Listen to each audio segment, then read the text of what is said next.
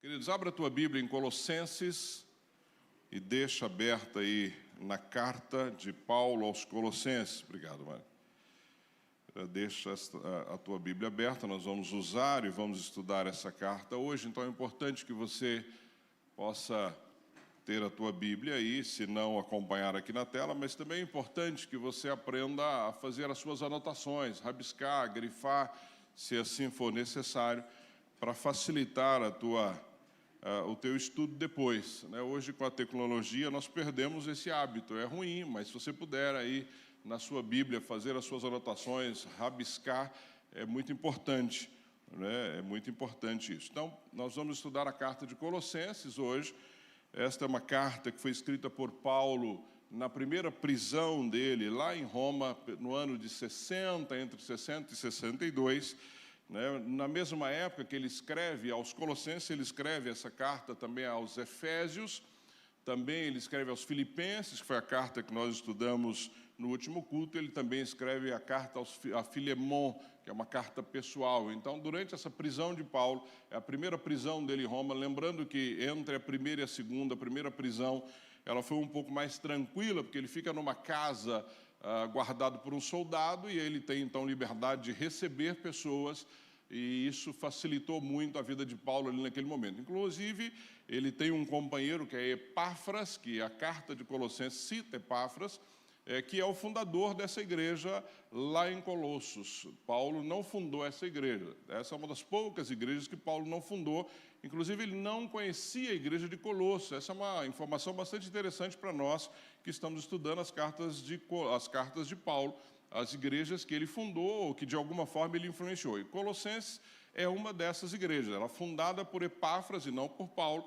Mas você vai ver durante toda a carta que tanto a igreja de Colossos quanto Paulo, eles têm um carinho, um respeito mútuo entre eles, de uma forma muito especial. O propósito dessa carta de Paulo, quando ele escreve então aos Colossenses, ele escreve justamente para elogiar, não é, os cristãos com relação ao crescimento espiritual. Você vai ver que ele fala isso na carta.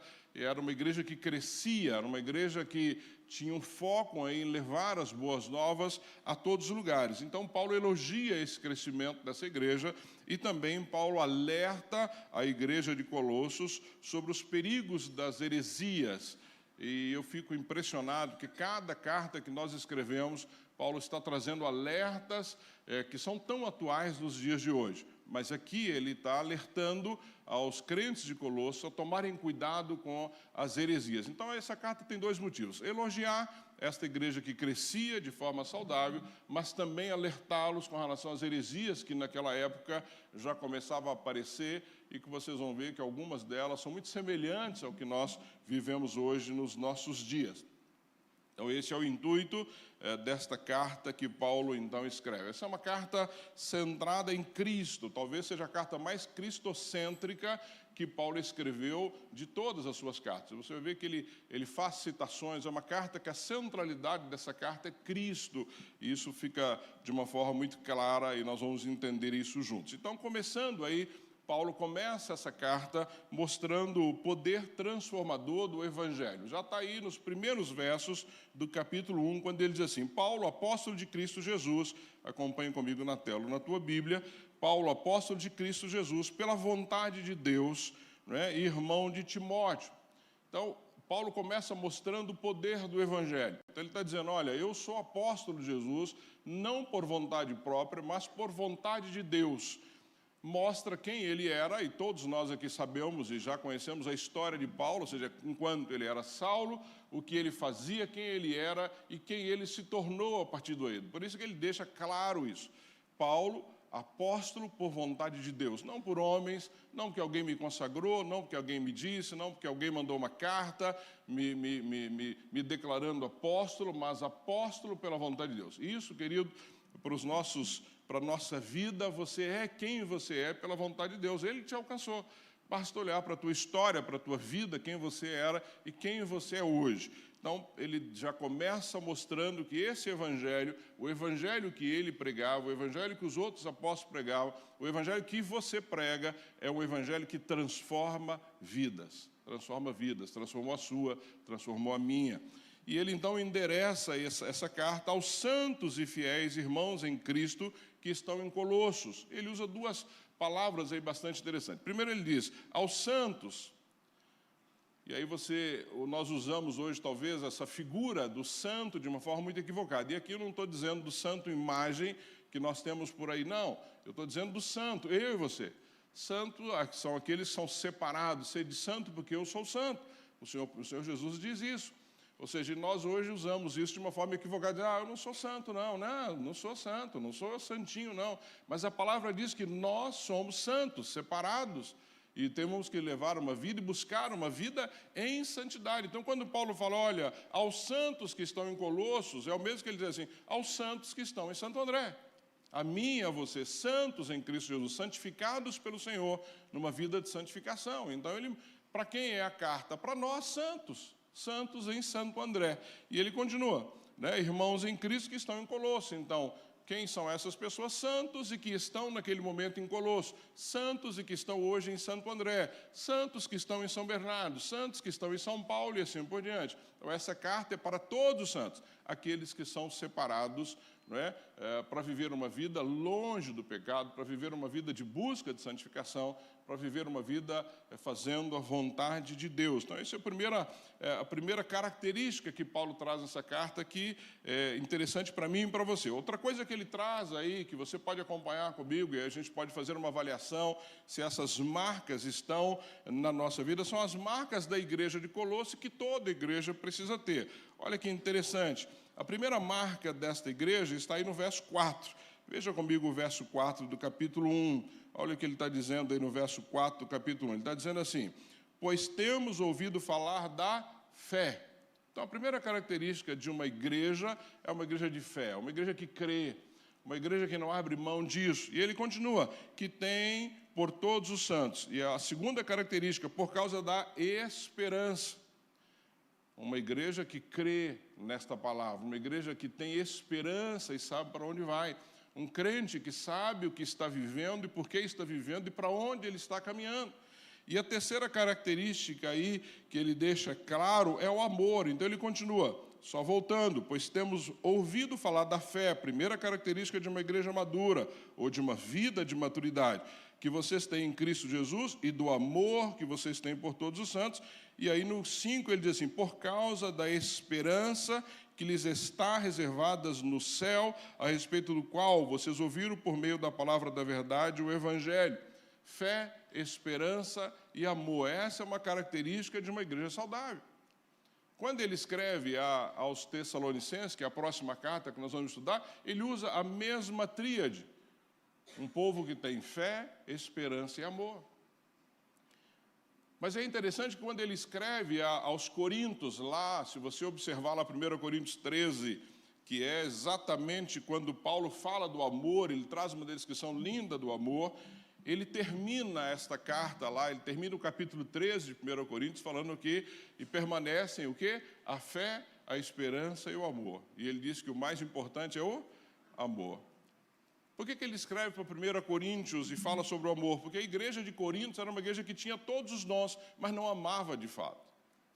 Era uma igreja que tinha uma carência com relação ao amor. Era uma igreja que o povo falava em línguas, era uma igreja que o povo doava, era uma igreja, se nós olharmos para os olhos humanos, uma igreja muito boa. Mas faltava amor na igreja de Coríntios, coisa que não faltava na igreja de Colossos, não faltava na igreja de Tessalonicenses. Por isso que Paulo diz para eles aqui, olha, quando eu ouço falar de vocês, falam do amor que vocês têm, da fé que vocês têm, da esperança que vocês têm em Cristo. Amados, é isso que tem que nortear a minha vida e a sua vida. É isso que tem que nortear a nossa caminhada cristã. Nós temos que ser pessoas de fé, crendo nesta palavra, crendo naquilo que estamos ensinando, crendo naquilo que estamos vivendo. Senão é vã, senão não vamos a lugar nenhum. Nós precisamos ter esperança de estar com o Senhor na eternidade, porque nesta vida nós temos vivido uma vida muito difícil. Qual a nossa esperança? De continuarmos uma vida de santificação e um dia estarmos com o Senhor.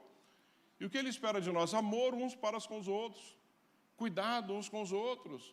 Não é? Então, é uma igreja saudável. Eu espero que a nossa igreja, a Comunidade Batista Betesda, seja uma igreja de fé, de esperança e de amor, porque estas são características de uma igreja madura. ou talvez pudéssemos dizer que essas são as características de um crente maduro, que vive por fé, esperança e amor. Depois ele fala das credenciais do Evangelho, que é algo fundamental aí também. Veja aí nos versos 6 a 8, primeiro no verso 6, que ele está dizendo, depois que ele fala das características de uma igreja, ele diz aí, olha, veja o verso 6, que coisa interessante, diz que chegou o Evangelho, que chegou até vocês. Por todo o mundo, este Evangelho vai frutificando e crescendo, como também ocorre entre vocês, desde o dia que ouviram e entenderam a graça de Deus em toda a sua verdade. Ou seja, uma igreja que vive fé, esperança e amor, que prega o Evangelho, esse Evangelho vai fazendo o quê? Ele vai crescendo e frutificando. Então o Evangelho precisa crescer. À medida que ele é pregado, ele frutifica. E como é que o Evangelho frutifica? Desta forma. Na sua vida, na vida daqueles que não têm Jesus. Então, quando Paulo escreve à igreja de Colossos, ele diz assim, olha, eu fico encantado, porque esse Evangelho que vocês ouviram, e ele está sendo pregado, ele está dando frutos. Então, queridos, uma igreja tem que dar frutos. A sua vida tem que dar frutos. Porque se a tua vida não dá frutos, alguma coisa não está funcionando bem aí. Alguma coisa não está certa nessa caminhada, porque, segundo o que Paulo escreve aos Colossenses, e a igreja era um exemplo disso, esse evangelho ele ia frutificando, e ele dando resultados. Quais os resultados? Transformação de vidas. Qual o resultado de santificação na vida das pessoas? Qual o resultado? Aqueles que eram pessoas más não são mais. A Bíblia diz que aquele que não trabalhava, trabalhe, não é? Aquele que roubava, não roube mais. E nós temos vários exemplos da transformação, da frutificação desse evangelho que Paulo traz aí nessas características e nessas credenciais do evangelho, de uma forma muito importante para mim e para você. E, de novo, temos que fazer uma avaliação, não é? O evangelho que eu estou pregando, porque eu preciso pregar, ele está trazendo transformação na vida das pessoas, ele está frutificando nesta caminhada. E ele continua, queridos, porque ele não para, e essa carta é muito rica, e por isso é que eu quero que você preste bastante atenção comigo. Então, Paulo traz as suas credenciais, que são as mesmas nossas. Depois Paulo fala sobre as marcas que a nossa vida precisa ter, e que a igreja precisa ter, traz as credenciais desse evangelho que tem que fazer parte da nossa caminhada. E aí depois, a partir aí, queridos, do verso 9, ele vai falar da oração, que é algo que nós precisamos tanto na nossa vida. Ele vai falar sobre o poder através da oração. O que esta oração faz, de que forma ela tem que ser. Observe comigo aí, a partir do verso 9, quando Paulo diz assim, por esta razão, desde o dia em que ouvimos, não deixamos de orar por vocês. Então, Paulo orava por essa igreja de Colossos, não só ele, porque ele usa o plural, ele e os seus companheiros oravam pela igreja de Colossos, e ele diz assim, e de pedir que sejam cheios do pleno conhecimento da vontade de Deus, com toda a sabedoria e entendimento espiritual. Então, olha que coisa linda quando Paulo, então, ora, o conteúdo da oração. O que Paulo está pedindo para que a igreja de Colossos tenha? Paulo está pedindo para que essa igreja seja cheia do pleno conhecimento da vontade de Deus. Amados, nós precisamos buscar em Deus qual é a vontade dele para as nossas vidas. A Bíblia diz que ela é boa, perfeita e agradável. Mas qual é a vontade dele para o teu dia a dia? Qual é a vontade dele para a tua agenda? Qual a vontade dele para o que você vai fazer amanhã, segunda-feira? É isso que Paulo está dizendo, ou seja, nós precisamos buscar em Deus, ter o pleno conhecimento, pleno. Eu sei que Deus quer que eu fale do amor dele para as pessoas. Eu sei que Deus quer que eu seja um marido melhor. Isso é conhecimento. Mas o pleno conhecimento, eu quero entender tudo que Deus quer para mim. E é isso que Paulo está dizendo. Quando ele ora pela igreja de Colossos, ele pede no conteúdo da sua oração para que essa igreja tenha o pleno conhecimento da vontade de Deus, com toda a sabedoria e entendimento. Não é só ter o pleno conhecimento, mas com sabedoria e entendimento. Amado, sabedoria é olhar a vida na ótica de Deus. Isso é sabedoria. Senhor, eu quero ser sábio. O que é ser sábio? É olhar para a vida na ótica de Deus. É olhar para a vida como se Deus estivesse olhando. é querer enxergar as coisas do ponto de vista do Criador. E é isso que Paulo está dizendo, que ele pede para que a igreja de Colossos tenha. O que é entendimento espiritual? É saber discernir entre o certo e o errado, entre o bom e o excelente, porque Deus não quer que você viva uma vida escolhendo entre o que é bom e o que é mais ou menos, não, Ele quer que você viva uma vida de excelência. É isso. Ele quer que você tenha entendimento espiritual para escolher o que é certo e não fazer o que é errado, e ter coragem de escolher o que é certo. Porque, amados, fazer o que é certo neste país é muito mais difícil. Mas é isso que Deus quer para mim e para você. Que nós tenhamos esse entendimento espiritual de escolher o certo, mesmo quando todo mundo está fazendo o errado. É isso que Ele quer de nós. E é isso que Paulo escreve aos irmãos lá de Colossos, e é isso que ele está falando para mim e para você. Esta carta está falando para mim e para você hoje. Então, a oração dele, e nossa oração é: Senhor, me dê o pleno conhecimento da Tua vontade, Senhor. Me dê sabedoria, que eu possa olhar para a vida com a tua ótica. Me dê entendimento espiritual, que eu possa escolher o que é melhor, o que é excelente, o que é certo. Que eu não viva uma vida mais ou menos, meia boca, como eu falo aqui, às vezes alguém não gosta, mas meia boca é aquela vida, né? Ah, tá tudo bem, eu estou vivendo aí, não faço mal a ninguém, eu não falo palavrão, eu pago as minhas contas. Essa é uma vida mais ou menos, meu irmão. O que Deus quer de nós é uma vida de excelência. O que Deus quer de mim e de você é uma vida que Ele seja prioridade de fato na nossa história. É isso que Deus quer de nós, esse é o conteúdo da oração que Paulo está ali pedindo pela igreja de Colossos, e que é a mesma situação minha e sua hoje. E aí nos versos 10 e 11, ele vai falar do propósito dessa oração. Então, a primeira parte é o conteúdo. Olha o que ele diz nos versos 10 e 11. Qual é o propósito, então, dessa oração? Está aí, ele diz aí no verso 10. E isso para que vocês vivam de maneira digna do Senhor e em tudo, não é? Vivam de maneira digna do Senhor e em tudo possam agradá-lo, frutificando em toda boa obra, crescendo no conhecimento de Deus e sendo fortalecido com todo o poder, de acordo com as forças da sua glória, para que tenham toda perseverança e paciência. Olha o resultado disso. Eu quero primeiro frisar contigo no verso 10, que ele diz assim: e isso para que vocês vivam de maneira digna. Eu já falei sobre a tradução do digno, lembra? Digno quer dizer balança. Você de um lado, o Senhor do outro. Viver de maneira digna é viver de uma maneira coerente, de uma maneira correta, pesando aquilo que você faz, não é, na tua caminhada com o Senhor. A primeira coisa que ele pede aí é isso. Então ele ora para que você tenha pleno conhecimento, sabedoria, não é? Para que você possa discernir espiritualmente as coisas, para que você possa viver de forma digna, caminhar de forma digna, para que as pessoas possam ver em você coerência na sua vida, com aquilo que você faz e com o que você vive, para que as pessoas queiram caminhar perto de você, para que as pessoas queiram te conhecer melhor. É isso que Paulo está falando aqui, que vai ser então o resultado, não é? O propósito dessa oração. E aí ele continua: não só isso, não só agradar a Deus, mas frutificar em toda boa obra. De novo a frutificação. Amados, então uma forma de nós pesarmos a nossa vida cristã é: está dando frutos? Porque não é só a minha vida que tem que dar fruto, a sua tem que dar fruto. Frutificando em toda boa obra, em tudo aquilo que é bom, em tudo aquilo que o Senhor espera de nós. E ele continua, não é? Frutificando em toda boa obra, crescendo no conhecimento de Deus. Crescendo no conhecimento de Deus. O que é crescer no conhecimento de Deus? Quem é Deus? Querendo estudar, querendo aprender, querendo ter intimidade com Ele, querendo ter mais conhecimento, é isso que ele está dizendo. E aí ele diz que a partir disso, no verso 11, sendo fortalecido com todo o poder, de acordo com a força da sua glória, e aí, amados, para que tenham toda o quê? Perseverança e paciência com alegria. Oh, Deus! Paciência é uma coisa, né?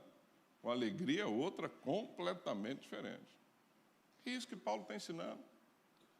Então não basta você ter paciência com as pessoas à sua volta, não basta você ter paciência com teu marido, com a tua esposa, não basta você ter paciência com os teus filhos, não basta você ter paciência lá no teu trabalho. Ele está dizendo paciência com alegria.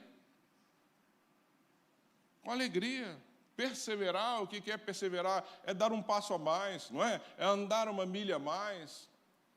É não desistir de quem está aí perto de você, é não desistir daquela pessoa que você está orando por ela. Então é isso que Paulo está ensinando, é isso que ele está orando, que você tenha pleno conhecimento, que você viva de forma digna, que você tenha paciência com alegria, que você persevere, que você não desanime, que você continue. Para quem que ele está falando? Para os colossenses, para os andreenses, para os são bernardenses, é isso, né? São bernardenses. E assim por diante. Que esta carta é atual para mim e para você. É isso que nós precisamos buscar como igreja, como povo. Então, esse é o conteúdo aí da carta de Paulo. E eu oro a Deus para que tenhamos, de fato, perseverança e paciência com alegria. E aí ele finaliza no 12, dando graças ao Pai que nos tornou dignos de participar da herança dos santos no reino da luz.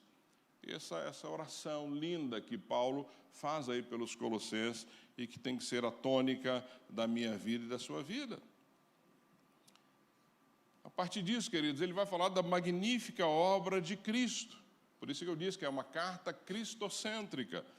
Observe aí quando ele fala a partir do verso 13, que ele está dizendo no 13, pois ele nos resgatou do domínio das trevas e nos transportou para o reino do seu Filho amado, em quem temos a redenção, a saber, o perdão dos pecados. Algumas versões falam império das trevas. Interessante pensar nisso. Ele diz que ele nos resgatou do império das trevas. Se ele nos resgatou do império das trevas, significa que lá no império das trevas não está só Satanás e os seus demônios. Concorda comigo ou não? Quem é que está no império das trevas? Todos aqueles que não aceitaram Jesus como Senhor e Salvador. Ah, pastor, mas fulano é tão bonzinho, está no império das trevas. Ah, mas ciclano é um exemplo de marido, está no império das trevas. Se não aceitou Jesus, está no império das trevas. Eu tinha um pastor amigo meu, meio doidinho, ele era meio, mas um cara bacana. E naquela época eu atendi a mãe dele, a mãe dele era minha cliente na corretora. E eu falava para ele assim, fulano, eu fui lá na casa da sua mãe, ela fez aqueles bolinhos de chuva, nossa, tua mãe é tão boazinha. Ele falou, mas vai para o inferno. E ele dizia, assim, na lata, porque ela não é crente, ela não aceitou Jesus. E por mais trágico que seja, queridos, é isso. Porque o que Paulo está dizendo aqui não sou eu, é a palavra de Deus, inspirada por ele, porque Paulo aqui é inspirado pelo Espírito Santo. Ele diz, pois ele nos resgatou do domínio das trevas, do império das trevas. Então ele está dizendo, olha, se você não está em Cristo, está no império das trevas. E aqui é uma palavra forte para mim e para você, porque todos os nossos amados, amigos, parentes, quem quer que seja, se não estiver com Cristo, está no império das trevas. E essa é a nossa responsabilidade. Porque eles só serão resgatados se eles ouvirem de fato sobre Cristo. Se eles aceitarem Jesus como único Senhor e Salvador, sem intermediário, sem nada nos seus caminhos, não é assim? Porque é o que a carta está dizendo, e ele continua, e nos transportou para o reino do seu Filho, nos tirou do império das trevas e nos trouxe para o reino do império do seu Filho, ou seja, mudou de reino. Em quem temos a redenção, amados, quem é que nos redime? Cristo, a redenção é só nele, essa é a obra de Cristo, a redenção é através de Cristo. Quando nós saudamos as pessoas com graça e paz, e Paulo saúda aqui os irmãos de Colossos com graça e paz, e eu preciso melhorar isso, porque eu sempre estou abraçando as pessoas, já está tudo bem, eu quero voltar a graça e paz, sabe por quê? Porque graça, quando nós falamos graça e paz para alguém, nós estamos dizendo, olha, eu fui salvo pela graça, e a paz significa que Cristo permitiu que eu tivesse paz com Deus, porque é só Ele que me permite isso. Foi através de Cristo que eu voltei a ter paz com Deus. Foi através de Cristo que eu voltei a ter acesso a Deus. Por isso, amados, quando eu te cumprimentar, você fala, pastor, é graça e paz. Eu quero corrigir isso. Porque é isso que nós vamos falar, olha, graça e paz. Você foi salvo pela graça. E a paz, através de Jesus, é que nos permitiu ter acesso a Deus. Por isso que a nossa saudação deve ser graça e paz. Então pense nisso. Se não está em Cristo, está no império das trevas. Pastor, mas isso é muito duro. É duro de fato. É mais duro quando alguém morre sem Cristo e vai para o inferno. Porque não tem mais solução. Enquanto a pessoa estiver viva, há uma alternativa, há uma saída. Depois que morreu, amados, não tem mais saída não. E ele continua enfatizando essa obra de Cristo magnífica. Observe aí nos versos 15 a 17, ele fala sobre a obra de Cristo na criação. Olha o que ele diz aí nos versos 15. Ele é a imagem do Deus invisível. Pastor, mas como é que eu posso ver Deus? Vendo Cristo. Porque o que ele está dizendo? Ele é a imagem do Deus invisível. Você viu Cristo, viu Deus. É o que está sendo declarado aí. Ele está dizendo o primogênito, ou seja, aquele que é a fonte de todas as coisas, aquele que foi a primazia, aquele que veio primeiro. Esta é a obra de Cristo na criação, pois nele foram criadas todas as coisas. Pois nele foram criadas todas as coisas. João, no capítulo 1, verso 3, diz assim, todas as coisas foram feitas por intermédio dele, e sem ele nada do que foi feito se fez.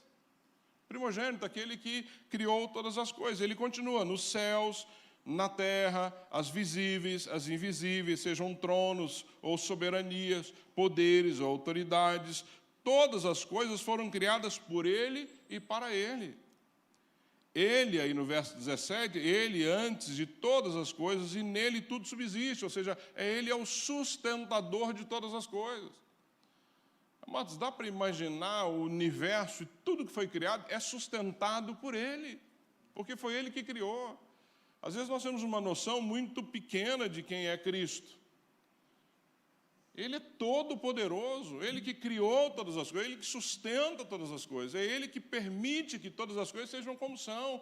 E aí Paulo continua falando para os irmãos de Colossenses sobre isso, e ele diz aí no 17, ele é antes de todas as coisas e nele tudo subsiste.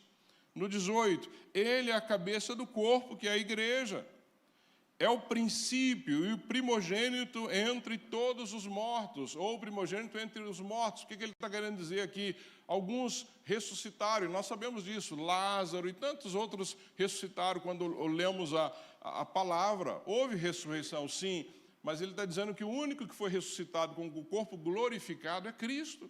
Primeiro é o primogênito entre aqueles que ressuscitaram, porque os outros ressuscitaram com o corpo normal, como o nosso, já morreram. Já apodreceu há muito tempo, mas Cristo não. Por isso é que o termo que ele usa aí, o primogênito dentre os mortos, para que em tudo tenham supremacia, pois, no 19, foi do agrado de Deus que nele habitasse toda a plenitude, 20, e por meio dele reconciliasse consigo todas as coisas, tanto as que estão na terra quanto as que estão no céu, estabelecendo a paz. Qual é a reconciliação que ele fala no verso 20? Reconciliação entre o homem e Deus. Ele que permitiu essa reconciliação. E quando ele coloca aí no final do verso 20, que tanto os que estão na terra quanto os que estão no céu, estabelecendo a paz. A paz entre quem? Judeus e gentios. Esta é a obra da criação. Esse é o Cristo que nós vivemos. É esse que estabelece paz. Quando você olha para o que está acontecendo no mundo, Oriente Médio, Ucrânia e Rússia, amados, só ele pode estabelecer a paz. Só através dele a paz vai ocorrer. Nós sabemos disso. Você quer que um país mude? Os seus governantes precisam se converter de fato. Seus dirigentes precisam se converter de fato. Só assim este país vai mudar de fato. Não importa embaixadores, embaixadas, não importa diplomatas, não importa conversa entre os líderes, mas se não houver Cristo de fato no coração, não há uma mudança eficaz de vida. E esta paz, esta reconciliação, ele fez na cruz do Calvário. Ou seja, foi a partir dessa reconciliação, não é, que nós temos paz com o Senhor. Ok? Tudo bem até aqui? Nossa, está ruim o negócio aqui.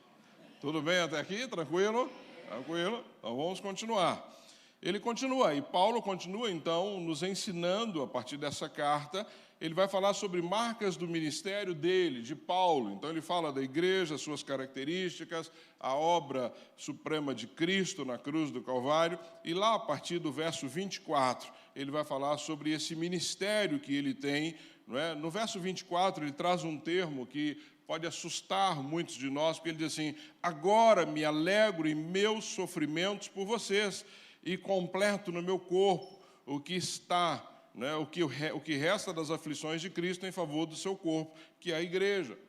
Paulo fala sobre um alegre sofrimento. Dá para imaginar um alegre sofrimento? Ele falou: estou alegre de sofrer por vocês. Lembre-se que Paulo está preso. Está preso por quê? Pelas igrejas, pelo povo, pelo evangelho que ele ensinava. Alegre sofrimento. Por que Paulo usa o termo alegre sofrimento? Porque ele sabia por quem ele estava sofrendo. Amados, e quantos de nós murmura o tempo todo? Eu já falei sobre isso aqui. Qualquer sofrimento, não é nem por Cristo que nós estamos murmurando, reclamando. Paulo está dizendo: olha, eu estou aqui algemado, eu estou aqui preso, eu estou aqui sem poder me locomover, mas eu estou alegre, porque esse sofrimento é por vocês. É porque o evangelho que eu preguei, vocês entenderam e estão vivendo. Então, amados, quando eu e você enfrentamos alguma dificuldade, nós temos que ter alegria, isso tem que trazer alegria ao nosso coração. Se essa dificuldade e esse sofrimento é por Cristo, aleluia. Aleluia. Porque Ele não prometeu que nós não teríamos sofrimento, pelo contrário. Ele disse que no mundo teríamos aflições. Ele nos mandou ter o quê? Bom ânimo. Porque Ele venceu o mundo, Ele venceu, não nós. Nós vamos continuar aqui, meu irmão, com a sua vida, às vezes, sofrida até o final. Até o final. Ele não prometeu tranquilidade para você, não prometeu que seria facinho, não. Tem uma igreja aí que o lema é: venha para Jesus e pare de sofrer. Eu nunca vi isso. Que Jesus é esse? Se ao longo da história você vê que homens que foram para Cristo, de fato, sofreram, e sofreram muito, não é sofrimento de alguém que não entendeu, é sofrimento de chibatada, de prisão, de enforcamento, de decapitação. Tem gente na Eritreia que vive num container a 40 graus no meio do deserto. Isso é punição porque é cristão e não nega Cristo. Tantos países do mundo aí hoje que os cristãos são perseguidos de fato porque não negam a Jesus. Mas ele diz que nós passaríamos por isso, que o crente passaria por isso. Então ele deixa claro essa caminhada aí de que haveria sofrimento. Então Paulo fala isso: agora me alegro em meu sofrimento. Então o ministério de sofrimento. Depois ele fala sobre um serviço fiel. Olha nos 25 a 27, ele diz assim, no 25 e 27, ele diz assim, do capítulo 1 ainda: dela, ou seja, da igreja, me tornei ministro de acordo com a responsabilidade por Deus a mim atribuído. Lembra? Apóstolo de Jesus por vontade de Deus. Então ele diz que eu me tornei ministro de acordo com a responsabilidade por Deus a mim atribuído, de apresentar-lhes plenamente a palavra de Deus. Olha a seriedade disso. Paulo está dizendo que ele se tornou ministro, não é? Uma responsabilidade dada por Deus para apresentar o que a igreja de Colossos e as demais? O evangelho genuíno, o evangelho puro, o evangelho simples, o evangelho verdadeiro, não o evangelho revestido de facilidades. Não o evangelho coach que está por aí, não esse evangelho que só enche as pessoas de alegria durante um culto e depois as pessoas continuam vivendo a vida triste que às vezes estão vivendo.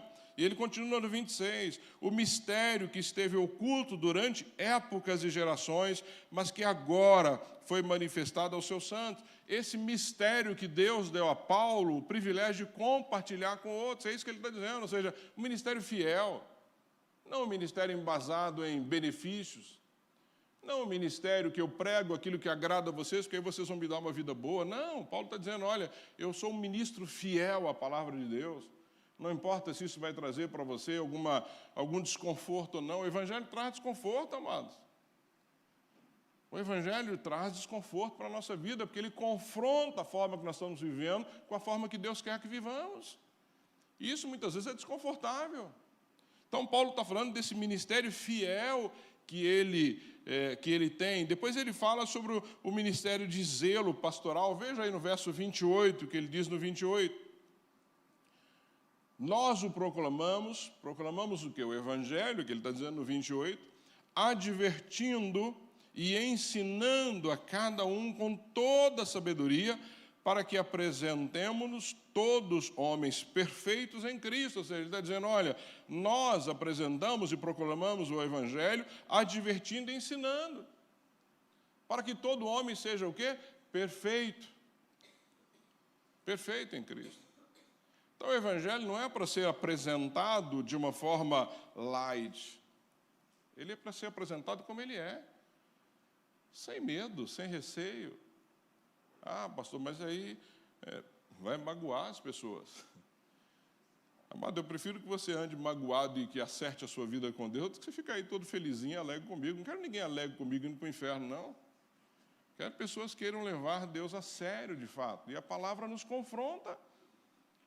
Nos confronta. Olha esta carta, 4 capítulos. Olha a profundidade do que Paulo está falando para a igreja de Colosso. Olha a profundidade disso para a minha vida e para a sua vida. Não dá para a gente brincar com isso.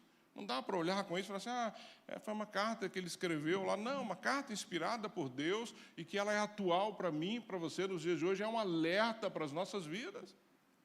Porque se um texto como esse não é um alerta para mim e para você, eu não entendo que evangelho nós estamos vivendo. Porque é um alerta.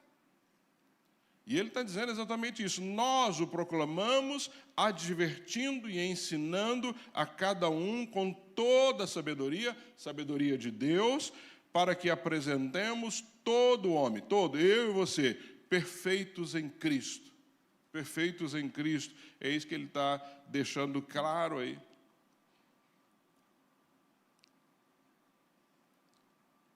E aí no 29, queridos, até o verso 3 do próximo capítulo, ele fala sobre esse ministério de um intenso trabalho e oração que Paulo, então, travava ali pela igreja de Colossos e por todas as igrejas daquela região. Ele diz aí nos versos 29, então, para isso eu me esforço,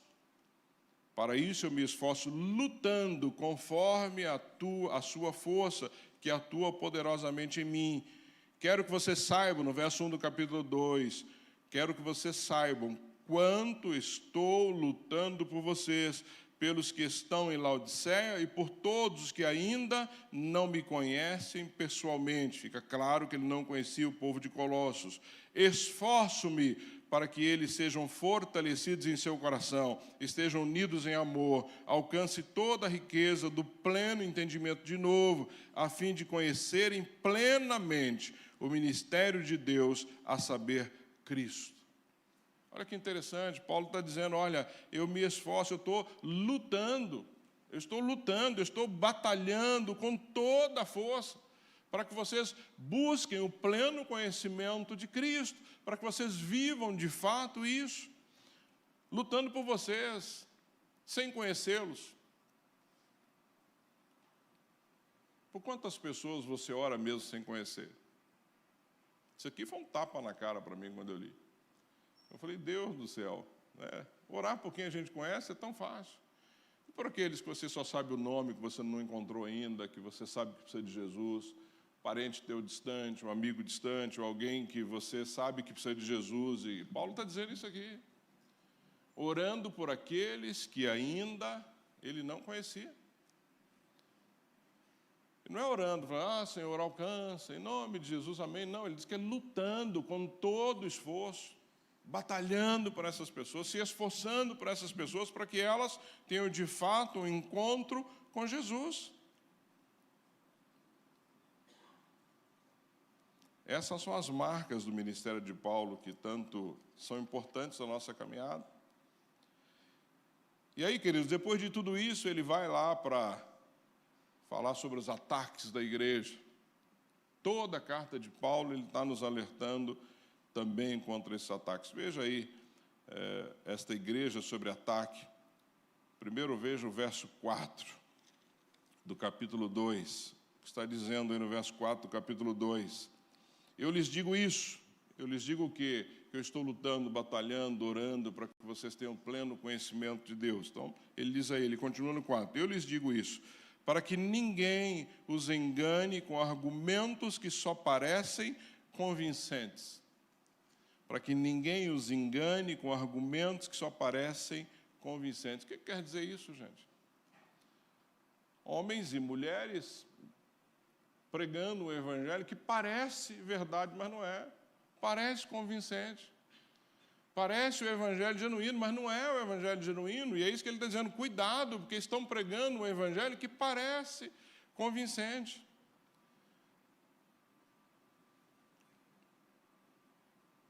Quem aqui já viu pedirem para colocar um copo de água sobre a TV? Já viu isso? Coloca um copo de água. Eu vou orar. E a hora que você tomar esse copo de água, você vai emagrecer 10 quilos. Aí, um abraço, a pessoa corre lá e toma. É isso.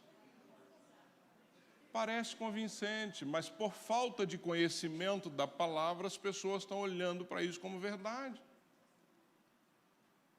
Ah, não, manda o seu pedido junto com o cheque, que eu vou levar o seu pedido lá para o Muro das Lamentações de Israel, eu vou colocar lá para orar por você. E as pessoas fazendo e mandando. Vou subir não sei onde com um livro de oração nas costas para orar por você no monte. Por que no monte é mais importante do que no quarto da sua casa, de joelho, aonde você estiver? É isso que Paulo está alertando a igreja de Colosso e parece que é um alerta para nós hoje. Ele está dizendo, olha, parece argumentos que parecem convincentes. Parece convincentes. Tome cuidado, querido, com o que nós estamos vendo hoje. E aí ele vai no verso 7, olha o que ele diz no 7. Pode até ler o 6, ele diz assim, portanto, assim como vocês receberam Cristo Jesus, o Senhor, continue a viver nele. Vocês receberam Jesus, vocês têm Jesus como Salvador, viva nele, viva com o que ele ensinou de forma genuína, não fique buscando coisas que não tem nada a ver com ele.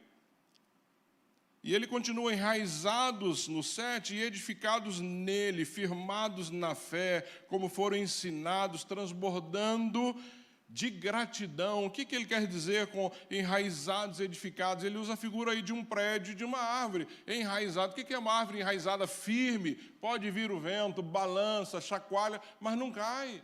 Um prédio, não é, edificado de forma correta, com uma boa base, com um bom alicerce. Não vivendo esse evangelho aí, qualquer coisa me tira do prumo. Ah, agora tem que correr para lá. Não, agora o suor no lenço. Pegou o lenço lá com suor, vai ser curado. Mas eu ouvi isso, eu e a Toninha ouvimos isso. Ah, se o teu cunhado pudesse ser levado lá para o apóstolo fulano de tal, com certeza ele seria curado. Nós ouvimos isso. Ou seja, é isso que nós temos que tomar cuidado, ou seja, nós precisamos estar enraizados, edificados nesta palavra, para entendermos o que é errado, e não viver aí, não é, indo para todo lado, ventos de doutrina, é fulano de tal que fala direto com Deus, é ciclano que eu vou lá, porque não, a irmã vai falar, eu vou lá, porque hoje só falta a irmã falar, o que você quer que eu fale, querida, para eu falar para você, porque aí você sai daqui toda feliz. Mas não estou dizendo que Deus não fala, não fala, mas fala através da palavra, usa pessoas quando Ele quer, mas fica claro quando é Deus falando, não é respondendo o anseio do teu coração somente, não. Mas a palavra já nos ensina, nos orienta, nós não estamos vivendo essa palavra e queremos resposta de Deus. Porque o que nós queremos de Deus é facilidade. Poxa, Senhor, eu estou sofrendo demais, eu preciso de um carro novo. Quero sair de férias em janeiro e ir para Disney. Quero não, viu, gente? Mas só estou falando aqui que é isso. Passa um tempo comigo em Cuba para você ver o que é uma igreja sofredora de fato. Que é um povo que tem que orar para comer pão na segunda-feira porque não tem. Não tem comida, não tem remédio. Você orar para um filho que está com febre e você não ter remédio para dar para baixar uma febre. Você não tem um termômetro para medir uma febre. E estão lá firmes. Nunca vi alguém reclamar. E quem foi comigo aqui sabe disso. Nunca vi alguém murmurar por causa disso. Porque entenderam quem são em Cristo Jesus. Então, tome cuidado com o que nós estamos vivendo aí neste momento.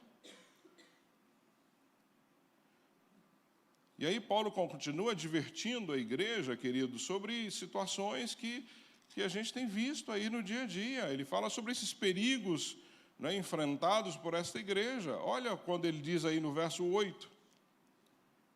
Olha o alerta de Paulo para os colossenses e para mim e para você. No verso 8 ele diz assim, tenham cuidado para que ninguém os escravize.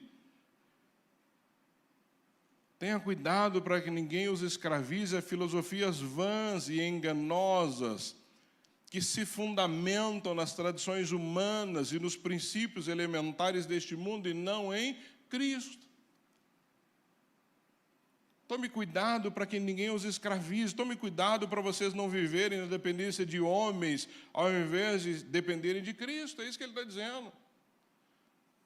Amado, você não precisa de ninguém para dizer o que você tem que fazer. Nem pastor, nem bispo, nem apóstolo. Você precisa desta palavra para saber como viver a sua vida. Você precisa de alguém para dizer se você pode namorar, não pode namorar, se pode casar, não pode casar, se pode trabalhar. Leia a palavra, estude a palavra. Ela vai te orientar em tudo aquilo que você precisa. Quer dizer que você não possa buscar um conselho? A Bíblia diz que na multidão de conselheiros há o quê? Sabedoria. Mas você tem a palavra que te orienta. Que mania de ficar na dependência de homens, de mulheres. Se nós temos uma palavra que é tão clara, ó, que nós estamos estudando aqui nessa manhã.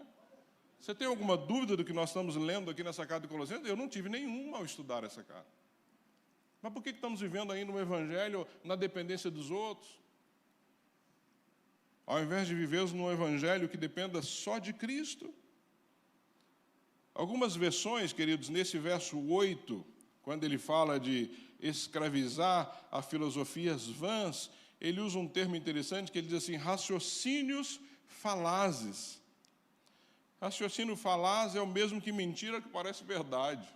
Sabe aquela mentira que parece verdade? Nossa, mas eu achei que era... É isso. Raciocínio falaz, e está cheio de gente especialista nisso aí. Em pegar coisas do Evangelho e passar para as pessoas, elas acham que aquilo é verdade, vivem aquilo.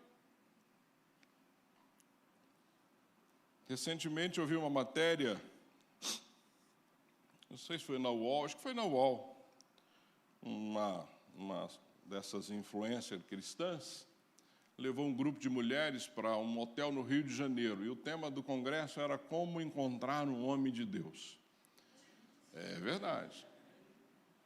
O valor do congresso, acho que era coisa de 2.900, eles põem um preço assim, né? 2.900, 3.000 reais para você aprender como encontrar um homem de Deus. Querido, eu te ensino de graça através da palavra de Deus.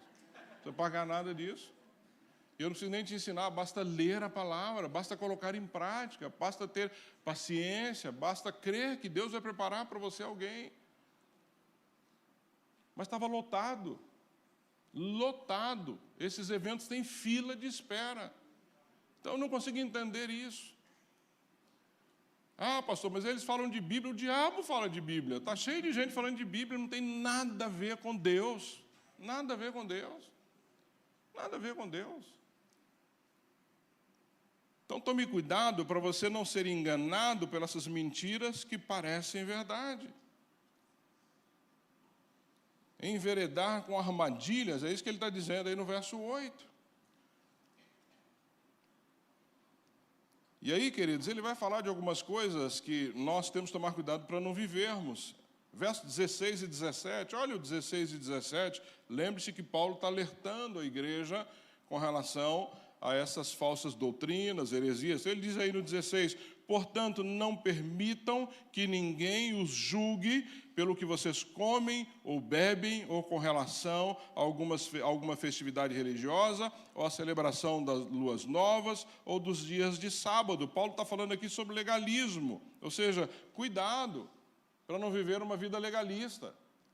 Ah, você não faz isso, não é crente. Ah, você faz aquilo, não é crente. Amados, o que nós temos que fazer ou não está na palavra. O que nós podemos fazer ou não, a Bíblia deixa claro. E aquilo que eu não posso fazer, eu não faço, acabou.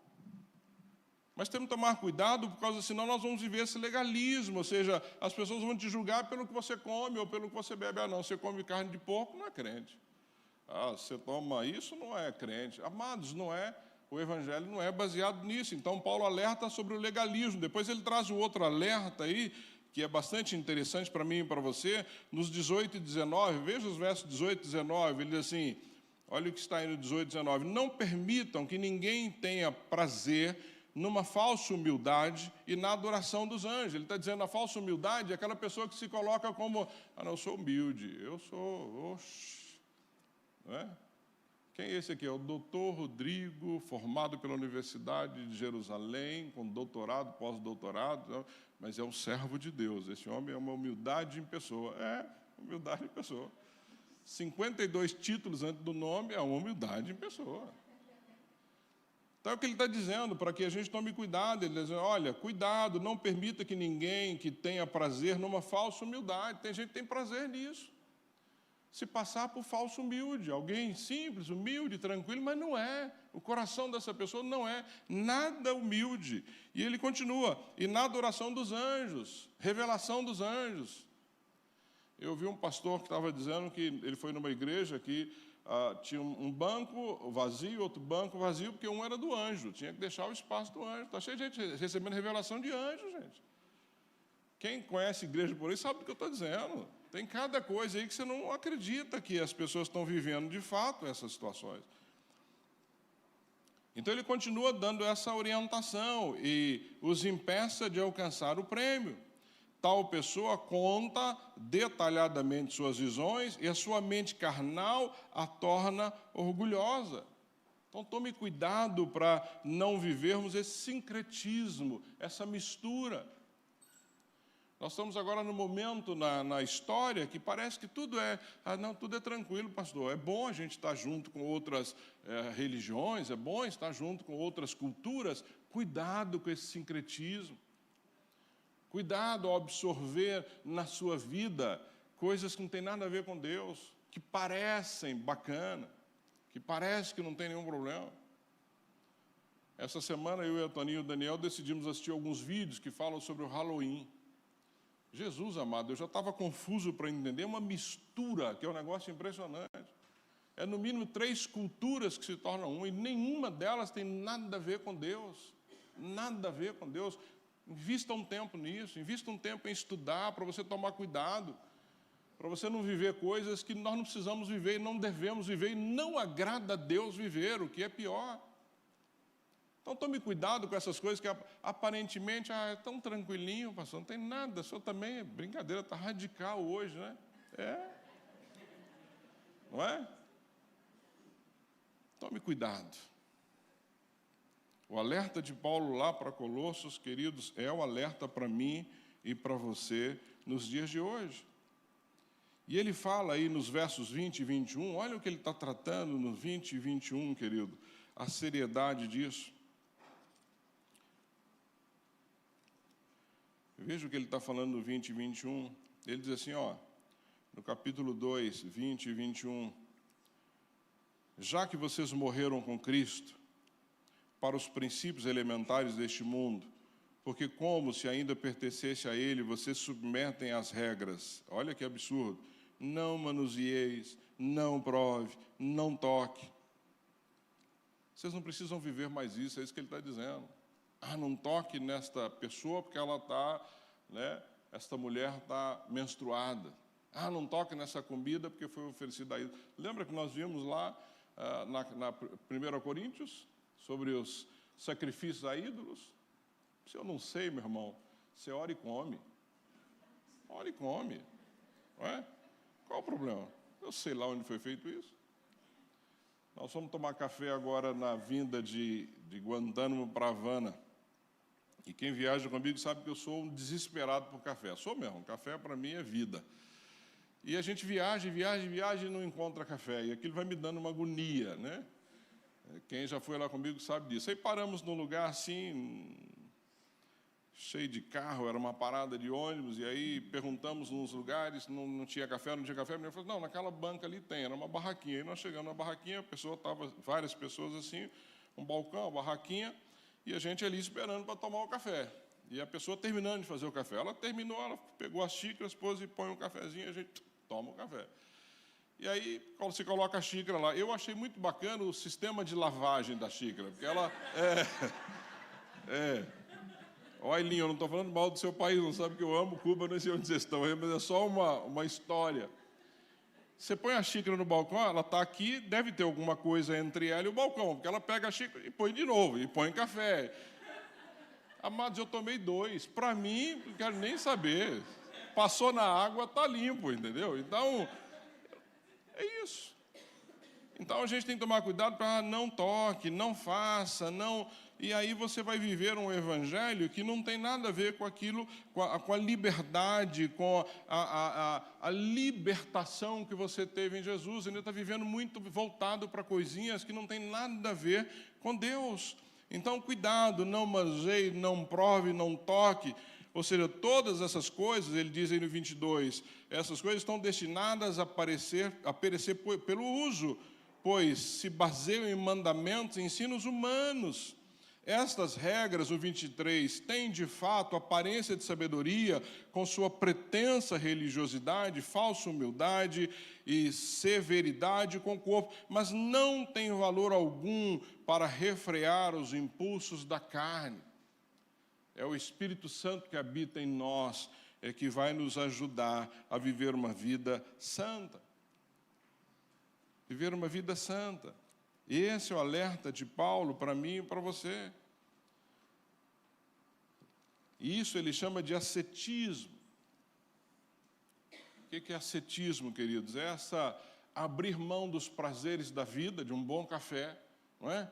Para manter a sua santidade. Que Deus tenha misericórdia de mim, porque eu gosto de um café.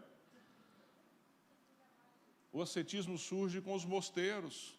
Os monges que vão para um mosteiro para abrir mão dos prazeres da vida, para se tornarem mais santos. Ele está dizendo, não precisa nada disso. Se tornar mais santo não é não toque, não faça. Se tornar mais santo é buscar a vontade de Deus. O que o Senhor quer para a minha vida, Senhor? Como é que o Senhor quer que eu viva? É isso que ele está dizendo. Não é mais não tocar, não fazer, não provar. Isso não muda nada na sua história. Mas o que vai mudar na sua história é ser obediente à palavra do Senhor, é buscar fazer a vontade dEle, é isso. Se você gosta de chocolate, coma chocolate. Não é? Gosta de uma carne, come uma carne, não tem problema, só não exagere. Mas coma, qual o problema? Não é isso. Amém? Vou deixar os capítulos 3 e 4 para a semana que vem. Tá bom, queridos? Espero que você tenha aprendido nesses 2 capítulos. E a semana que vem nós podemos continuar 3 e 4 e talvez entrar um pouco em 1 Tessalonicenses. Que Deus tenha misericórdia de nós, que você possa ter entendido as suas credenciais, como Paulo no Evangelho, né? Um apóstolo por vontade de Deus, portanto você é um crente por vontade de Deus, você é um evangelista por vontade de Deus, você é um missionário por vontade de Deus, você é um crente por vontade de Deus. Que você seja santo, não tenha medo de buscar viver uma vida em santidade. Que nós, tanto nós, igreja, quanto nós, pessoas, sejamos pessoas de fé, esperança e amor, que isso possa nortear a nossa vida.